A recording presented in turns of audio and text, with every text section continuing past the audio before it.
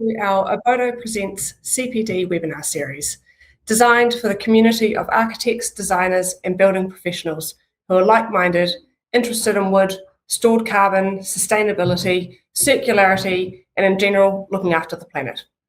I'm Sarah, and I'm excited to bring you the CPD webinar today. Before we get into housekeeping, I will just take a moment to introduce myself and then the incredible keynote speaker, Sarosh Mulla. I have been in the building industry for 19 years, 8 of those as an architectural designer, before moving to the dark side of building material supply, specifically cladding systems. I have had the privilege of working alongside some of New Zealand's most respected architects, including Sarosh, contributing to the detailing and specification of feature timber in some amazing projects. My passion lies in creating long-term practical solutions that enhance timber performance and aesthetics, which in turn help my clients get the best out of their timber choices. Okay, enough about me. Housekeeping. We have a chat function. Janelle and Emma are managing that, so any questions, please put them into the chat and we will answer those at the end of the webinar. If you're having technical issues, please first refresh your screen. If that's not working, then email the team. The email address is on the screen now, janelle.wynyard@abodowood.co.uk.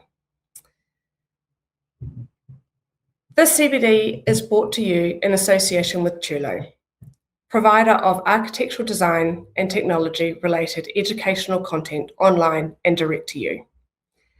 These CPD talks by Abodo are CPD accredited globally.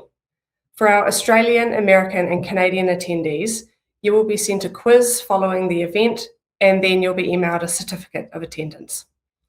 For New Zealand attendees, your certificate will be sent to you after your event attendance has been recorded. Okay, so last update, we've got 535 people signed up. That's amazing. Are you all ready? Do you have your notebooks, your preferred drink, beverage of choice? Okay, we'll kick off. I'm going to introduce Sarosh and then I'll hand it over to him. Sarosh brings over 19 years of experience across residential, heritage, and civic architecture, shaping the studio's design ethos from its inception. His work reflects clarity, sustainability, and strong conceptual thinking. A top graduate of the University of Auckland, Sarosh has led award-winning projects recognised by both the New Zealand Institute of Architects and the Designers Institute of New Zealand, including Lava Flow and Wakahuia. He holds a PhD in architecture by practice from the University of Auckland, where he also lectures, bridging academia and practice. Beyond architecture, he led the creation of Longbush Eco Sanctuary, coordinating 88 volunteers and sponsors to bring it to life. I don't know where you find the time, Sarosh. I'll hand this over to you now, and I'm really looking forward to hearing this. Thank you. Thank you for such a generous introduction, Sarah. I'm very pleased to be with you all today. And this one really goes out to all of the architects who are listening while punching through Revit drawings, including all of those in my team in the next room. Today, I'm going to talk to you about a few projects and the way that our practice thinks about carbon calculation, carbon offsetting, and generally an evolving philosophy around how we account for the environmental impact of our projects. But I want to start by saying that we are not saints, far from it. We don't always get it right. Not all of our projects are carbon positive, and we don't always succeed in that hope for pushing that sort of thinking into every project. However, I know that we are trying. And in a world where projects have so many competing pressures, I think it's important to remember to keep trying, to keep learning, to keep making incremental gains. So this morning, while I was hearing about people blowing up oil refineries on the other side of the world, I made a conscious effort to rinse out my yogurt pot and continue to recycle, knowing that small but daily discipline on things that you can influence can affect a changing view of what the status quo is. So let's get started.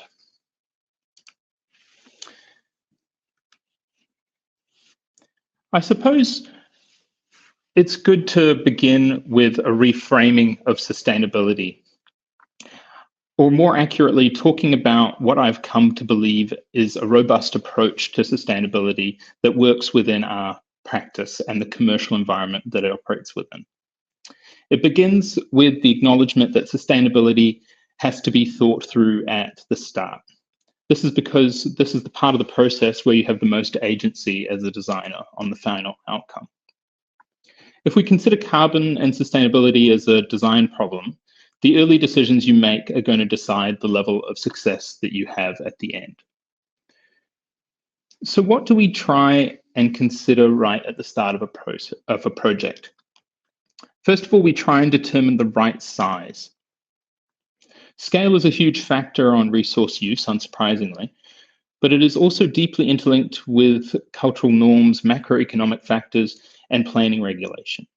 So we try to never ask someone how many square meters they want their project to be.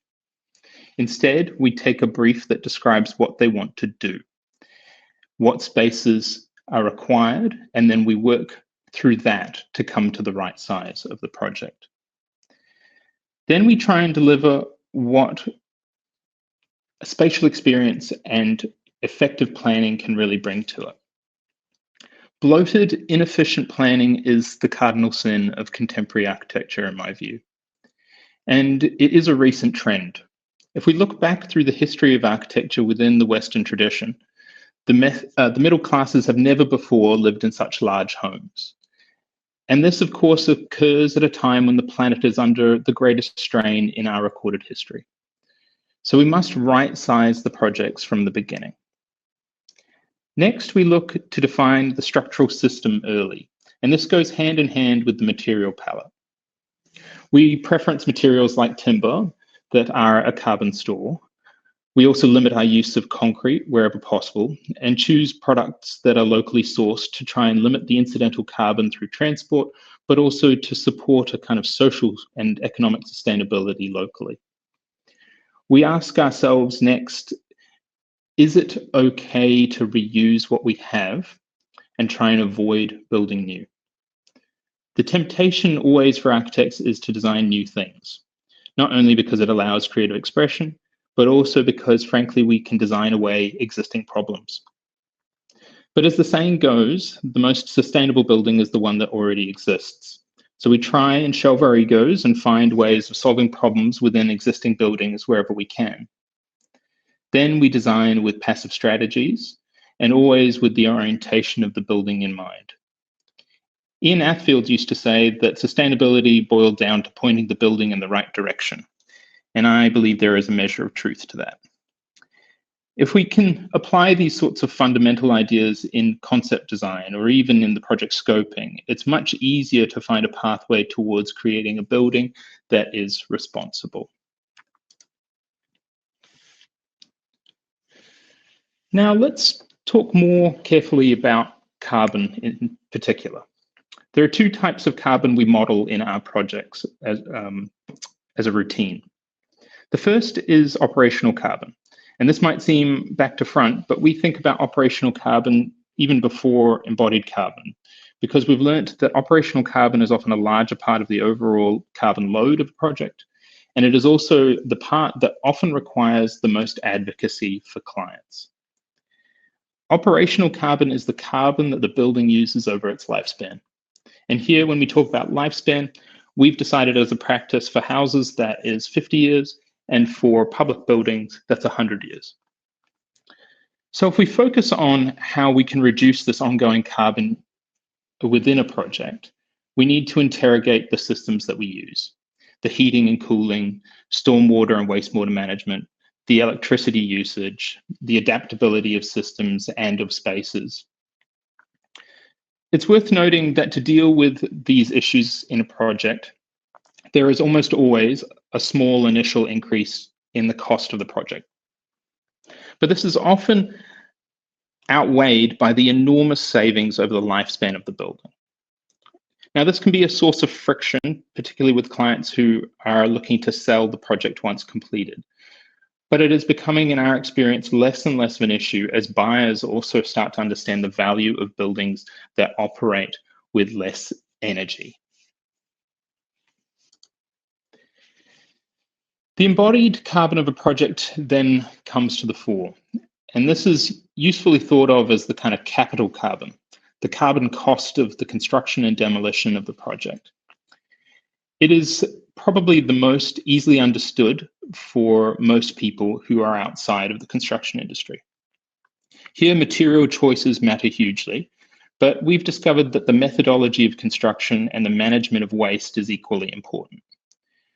We talk a lot about waste with our clients in particular.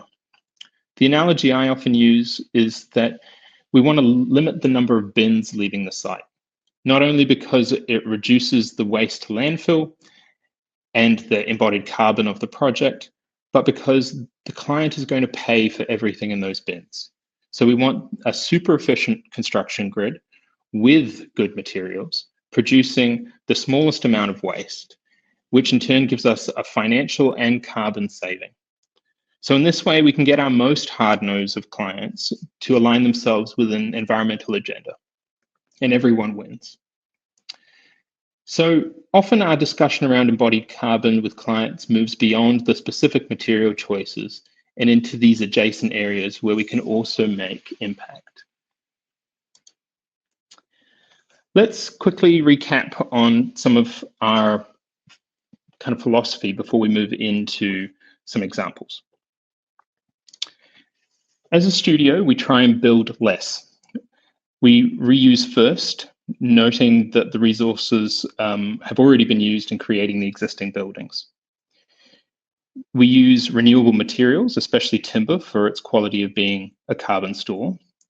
We try to employ as many passive strategies as possible to minimize the load on the technological solutions. We measure carbon so we can make data-driven choices, and I'll talk about this shortly. And at the end of the talk, I'll talk a little bit about our journey towards offsetting within projects also. So how does this thinking come to a project? Let's look at the Karanga Changing Sheds as an example. So you can see that we've stuck to our philosophy of reducing the scale of the project. This is our smallest ever project. It's also the first one that we've made out of materials that are waste. The sheds provide changing facilities for a harbour pool at the Karanga Steps in Auckland. And within that environment, we take the opportunity to be overtly cute in scale and resolution. It is the tiniest of civic architecture in the city, and I couldn't be more proud of that. But the brief was to create flexible facilities, as the council put it. And I've done enough projects over the years to know that when a council asks you to do something flexible, it either means that it will be permanent forever on the site, or it will be instantly sent to landfill. So we set ourselves a challenge. Could we make a project out of only things that were considered waste? Moreover, could we do it in a way that made something fun, refined, and also durable enough for that environment? So when you pivot to using waste as a material strategy at the start, you instantly reduce the carbon footprint of everything that comes later. So that early decision, again, puts us on a winning trajectory. But you also have to start to think how you can find and reliably arrange those materials. You have to have an existing understanding of where waste is produced, particularly within the construction industry, and how you can manage all of the rigors of public use with those materials. And then there is the possibility that your design doesn't go straight to landfill and goes the other way and becomes a permanent part of the public realm. So it needs to be durable, replaceable, repairable, cleanable, and have a local character that is loved. So we think about all of those challenges, but then we want to overlay how you can do this with low carbon materials in the first instance. The structure of our little building is made from damaged stock salvaged from Abodo's Ahiniwai operation. This was premium material that had been cosmetically damaged in transport. Think of Vulcan timber that had been marked by a forklift. Every product manufacturer around the country has this sort of thing lying in the corner of a warehouse, which I know from my own time working in warehouses. So we asked Abodo to salvage this material and then remachined it, giving it another life. The plastic panels that you see are also waste material. They're manufactured by Critical, an Auckland-based startup who we worked with to make a specific panel for us out of ocean-bound plastics and discarded fishing nets. As thermoplastics, these are melted down and reconstituted into panel products that are durable, cleanable, and made from the stuff that would otherwise be floating in the harbour. The cladding is Vulcan shingle, which is itself a product made from pre-consumer waste from the production of Vulcan weatherboards. They are a great example of a premium product that has its origins in waste of an established production process. It's also one of the reasons we like working with Abodo, because they're always looking for things like this where they can do something good out of waste within their own operation. We then arranged these shingles in an unusual way and developed this mottled red color scheme to fit with the rusty reds of the traditional waterfront. The foundations are also removed from the project to take away the concrete and the carbon associated. Instead, the sheds are pinned down to the existing slab of the plaza and weighted with sandbags within the central enclosure between the two changing rooms. So what did we learn? Our decisions at the start of the project to make everything we could out of waste drove everything from that point. The project is a prototype of that thinking, how small things can be research heavy, but speak to big ideas in a public setting. Okay, let's move on to our first carbon positive project, Red Threads. This project is yet to be published, so hopefully it'll be new for most of you. The project takes an existing house in Grey Lynn in Auckland's leafy suburbs on a corner site and asks, how can you make meaningful renovations to this house that create a super resilient home for future decades? And I think it's important to say at this point that when I talk about resilience, I'm not looking for a future where we all have to eat protein-dense gruel and wear matching caftans. In my view, life is to be lived, and the primary purpose of architecture beyond shelter is joy. So I want my cake and to eat it too. I want color and texture and light and fun and joy. And I also want high-performance envelopes, on-site stormwater management, and solar. So that's what this project is about. The and more, the abundance that can come through sustainability. This starts with not demolishing more than is needed and working with the existing house. More than 90% of the building fabric was retained, reducing waste, lowering the embodied carbon per square meter of the home, and keeping all of the beautiful structural timbers that existed. We then went through a process of selecting materials that were going to help us crush the carbon figures. The structure is largely timber, with steel only appearing where it couldn't be designed out. The envelope became highly insulated using Terralana's lovely New Zealand wool insulation. The cladding and screening again become a Abodo product. Concrete is limited to only where necessary, and where it has to be used, we're using Firth's E40 low carbon concrete. And even things like the aluminium joinery, which are introduced for their cost efficiency, are detailed so that they can actually be removed and recycled.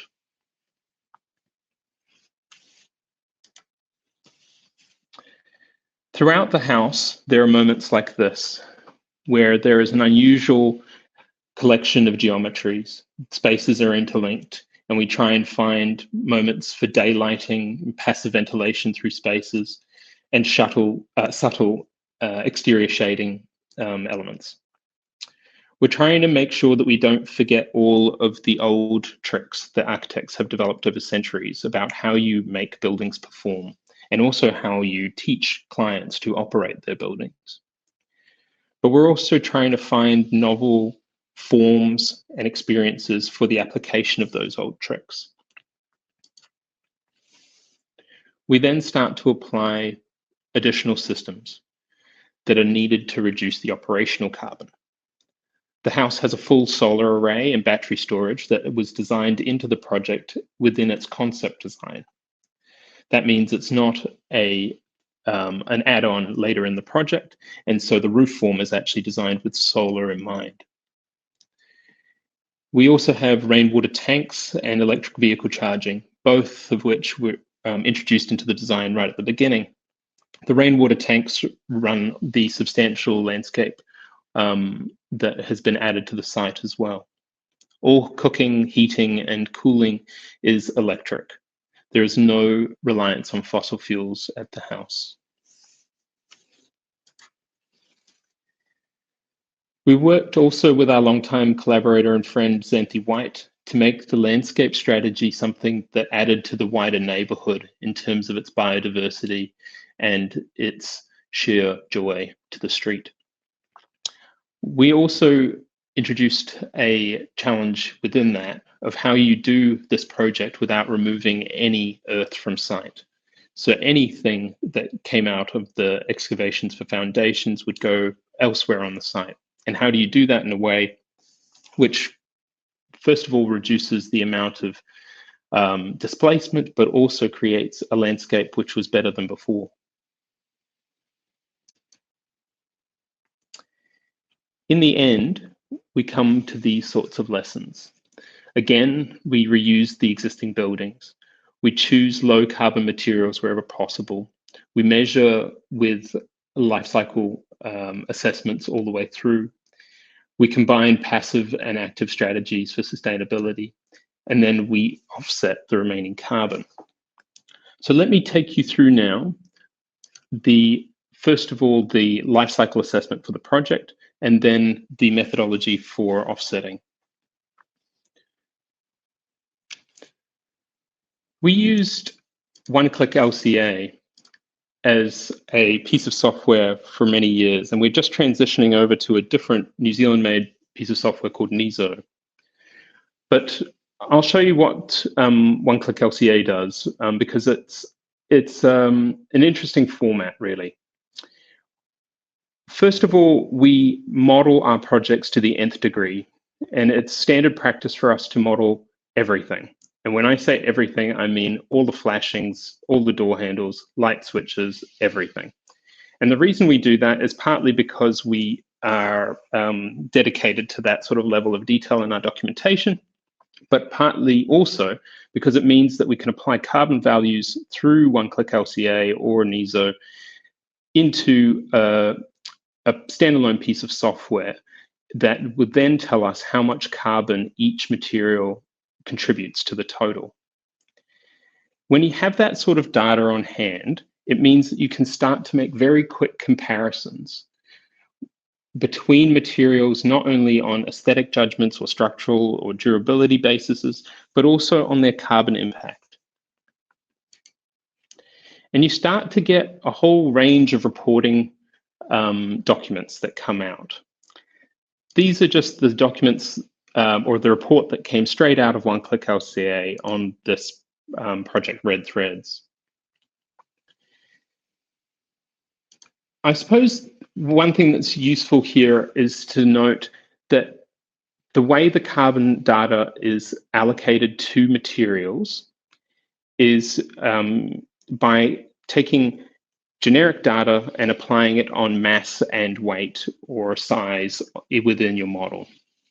Now, the part of the reason we've switched over from one-click LCA, which is made in Iceland, through to NISO is because we want greater degrees of accuracy in the New Zealand market, not only in the carbon of the actual material, but also within things like the transportation associated with the materials. And we're really excited about being able to do that with a New Zealand-made product, again, supporting a kind of another small business wherever we can. The data is really quite fascinating when you get into the minutiae of it. But how it boils down is into a graph. And that's kind of an interesting kind of check at the end. You can see on the right here that we have scored 183 and we get an A grade. Now, is that good? I think it's important to say that a lot of people don't have the experience to understand whether or not that is a good grade or not without the kind of green text that's produced. And I suppose for us, we want to push that number as low as we can all the way through. At any stage of the process within this carbon modeling, we can track how the building is performing to our carbon goals, both in embodied carbon and in the operational carbon. If we find that the figures are ballooning for some reason, we can see where that is happening and act accordingly to reduce the carbon before the build begins. And that's the real benefit I see, is to not have a situation where we're inadvertently creating a problem. The technology is also now at a stage where the additional labor involved in mapping the materials across into an LCA software is relatively small. And so it's not just lip service to sustainability, it's actionable information that doesn't come at a huge commercial cost. Now, recently I was challenged by another academic at the university about this data-driven approach to carbon. And he said, what's the point? Why don't you just design better buildings? You know the things that make a difference. Everyone knows the things that make a difference. And I accept that. He's right to a certain degree. The answer to most questions in practice is to design better buildings. But for me, hunches and rules of thumb can only take you so far. And without question, we live in a time of climate disaster. So if we're facing this extinction event, maybe it's worthwhile taking a moment to do just a little bit more, to have a little bit more effort, to make the pie chart, and then try and make something slightly better than what we thought we could do before. The figures that come out of this project are these. For red threads, we could accurately calculate the total global warming potential as 77,396 kilograms of CO2. This is a good score when compared against the industry norms, but most importantly for us, it is lower than we've ever been able to achieve before. And we're on that kind of journey of incremental change to get lower and lower with our projects. But it also shows you that even when you're dedicated to this right from the beginning and you use all this technology and all of your best efforts, you can only go so far. To make a project that is part of a solution rather than a burden, we need to also think about offsetting the residual carbon that we couldn't design away. So we decided to offset 78 tons of carbon. The cost of this, as I'm sure you're all wondering, was only $7,800. That equates to 0.47 of the total project cost. There's an absolutely minuscule amount within the project budget. To give you an idea, it is half of the tiling budget for one of the bathrooms within the project. So I think that it is worthwhile. Our clients clearly thought that it was worthwhile as well, because they were excited to take on this challenge of offsetting as well. But then we had to figure out actually how to offset. And that wasn't just as easy as I thought it might be. I spent the better part of a year working my way through different carbon credit brokers, understanding the ETS, or the emissions trading scheme in New Zealand. And honestly, I found it tremendously depressing.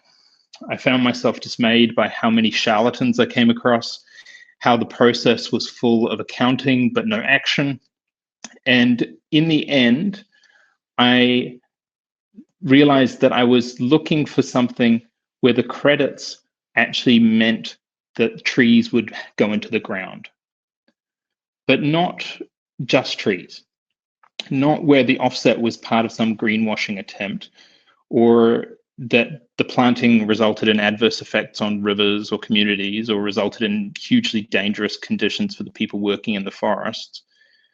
I was searching for a process where all of those rogues in the process weren't also clipping the ticket and making the offset unaffordable. In the end, I returned to where my career really started, Waikaru Eco Sanctuary, or sometimes known as Longbush. This is an eco sanctuary in Gisborne run by Dame Anne Sarmond. Here, the carbon credit is for diverse native regenerating bush being actively and continually planted. There are pest control works constantly on the site, educational programs for children as well as conservationists, river restoration, native animal habitat renewal, and scientific research. So it's not just planting the trees. It's the whole ecosystem. It's the gold standard that I've been able to find. And it really is forever, because the native forest is being planted under a QE2 covenant, which means that it can never legally be felled. So for Red Threads, we brought our wonderful clients to a complete solution. We hammered the carbon figures all the way through the design and construction without blowing the budget. Then we offset with credits from Waikaru and managed the whole process to reduce the administrative friction and cut out all of the charlatans within the carbon market. The result is that our clients live in a house that does more good than bad, and they have a connection with a forest that they helped plant and can visit in perpetuity. The process isn't special or exclusive to us. If you want to offset your project, just email me directly and I'll set you up with the whole process. It is something that I think we should all be doing. So, what can we do as architects and designers as we come to this moment of thinking about the future of architecture within a climate crisis? We can build smaller, we can reuse the buildings, use renewable materials, combine passive strategies and renewable systems, and measure carbon early with LCA and consider offsetting too. It's also about remembering our agency as designers. Sustainable architecture is not about a single technology or material. It's about 100 small decisions made early in the design process, and we help shape those decisions. So continue rinsing out your yogurt pots. Do the small things better, and do it with more consistency every day. Thanks for listening, everyone.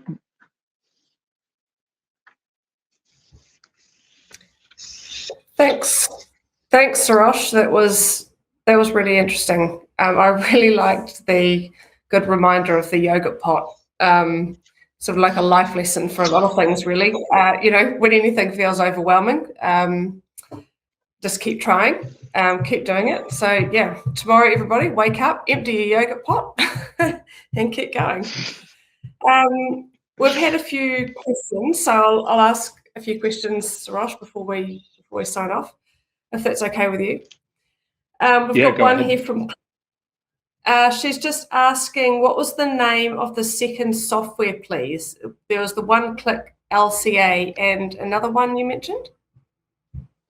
It's a software called NESO. It's being, I suppose, developed out of Christchurch at the moment. It's NZEO, I think, but I can provide that link as well. It's commercially available, really interesting piece of software, and it has a whole range of tools that are New Zealand specific. Nice. Okay. Thank you. I was quite interested when you said in the Greyland Villa, the aluminium windows, and you detailed them to be removed and recycled. Is that detailing from the supplier, so it's standard, or did you guys specifically design that? It's not standard, no. And I think, there is a consistent debate, not only within our own studio, but elsewhere, about the sustainability of using aluminium. Aluminium, of course, has this huge embodied carbon figure associated with it, but there is also the ability to recycle aluminium in a way that lots of other materials can't be recycled.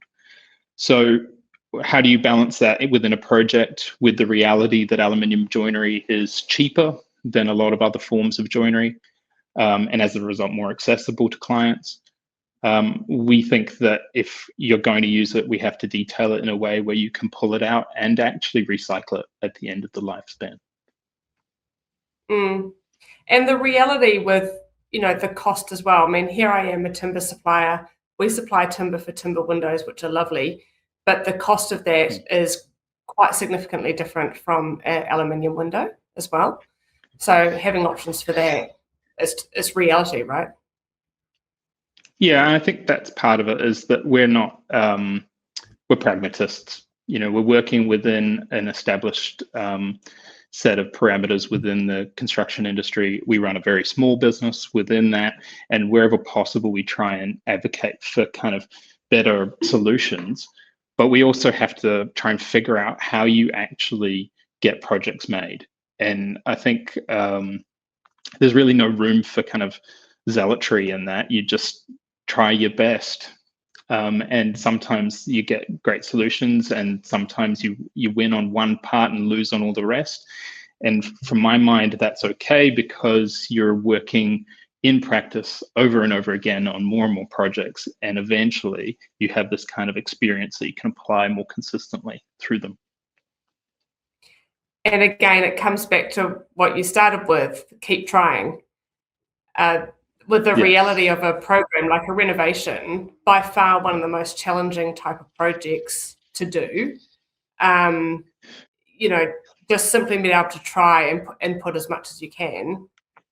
You got to start somewhere, right? Yeah. And I think that project is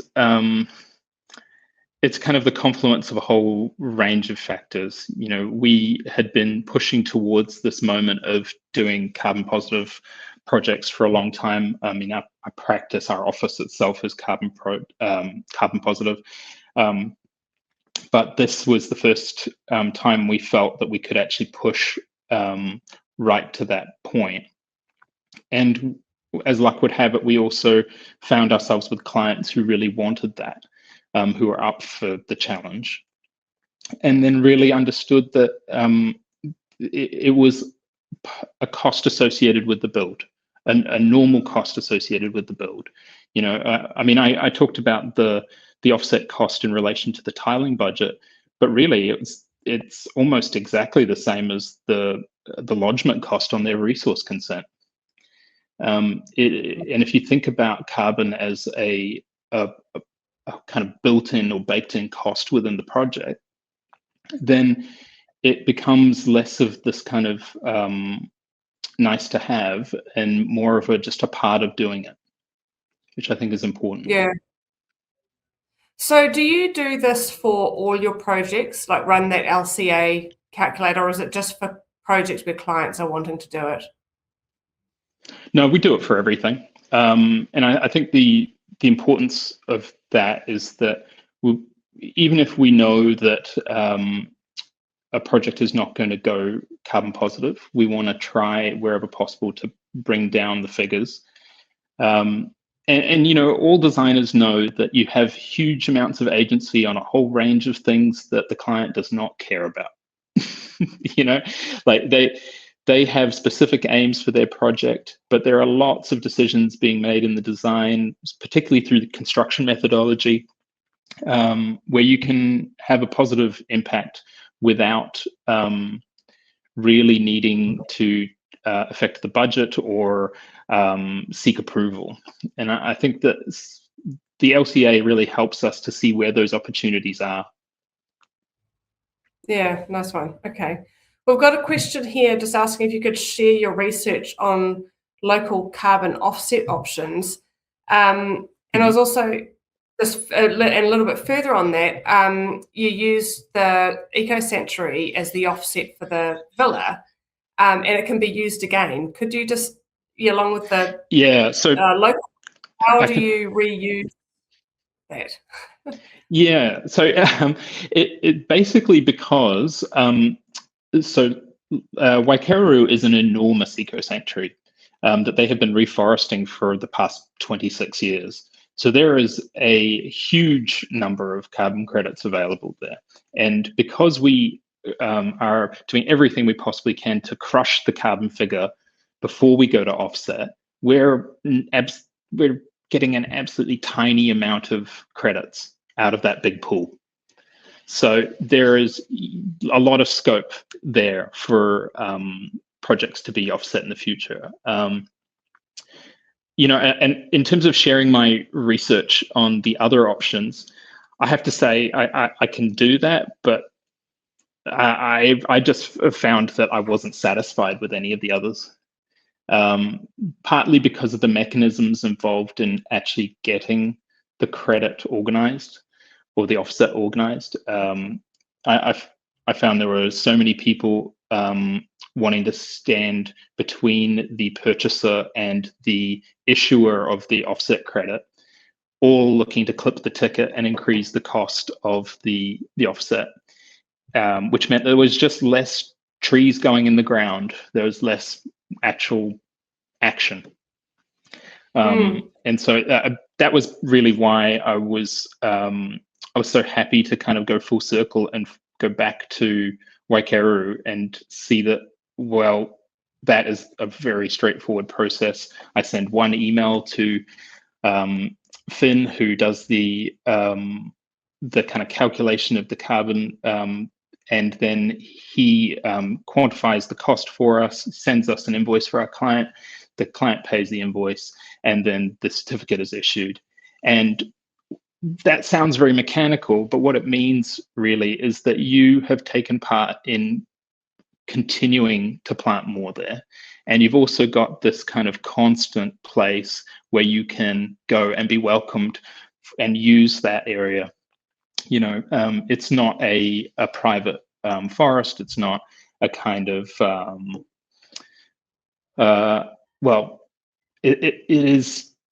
it's a place where you can become part of the team. And I just think that that's such a nice way of being involved with it as well, rather than it just being this cold accountancy. Okay. Gosh, it sounds like we've got a way to go in the maturity of our carbon counting sort of as a country, I guess, to be able to supply it if there's only really one option. There are other options. I shouldn't say, sorry, just that there are other options. It's just that this was our favorite. Yeah, okay, right. Good to know. Carolyn has just asked, I'm assuming to do with the Greyland Villa, was Homestar discussed at all along with the low carbon requirements? Yes. Yeah, so we've looked at a whole range of those sorts of standards or accreditations or tools. We're actually doing another project at the moment, which has gone through that kind of Homestar process. It's not to say that one of these accreditations is better than another. It's just, I think for us, we're at a point within our practice where we're trying multiple strategies and then trying to see which ones actually produce the best outcome. Yeah, okay. Keep trying. There's the theme today. Yeah. We've got someone, Monique's asking, she said, I really like your philosophy about building incremental changes into your practice. As an employee, what do you think is a good first step to bring your directors along to try and start introducing machine learning? How does she go and sell this to her boss? Okay, so I would say that you would present it in a way that they can present it to your clients. And the easiest way to think of that is that a house that costs less to run is cheaper for them to live in, and it achieves a premium at sale time as well. So there's a kind of financial benefit. And I think the more times you can align the environmental goal with the other goals of a project, the better, and the easier the conversation it becomes. It just kind of smooths the way for a lot of these other kind of costs and issues as you go through the design process. Okay. We've got another question here about operational carbon and how that's measured. Is that also the LCA document? Yeah, there's a lot of there are a lot of different things that go into that. We do it through the same software. Often we team up with mechanical engineers or building scientists to really quantify things around the heating and cooling loads and the energy use. We work a lot with our electricians actually as well, looking at how we can reduce the usage within the house.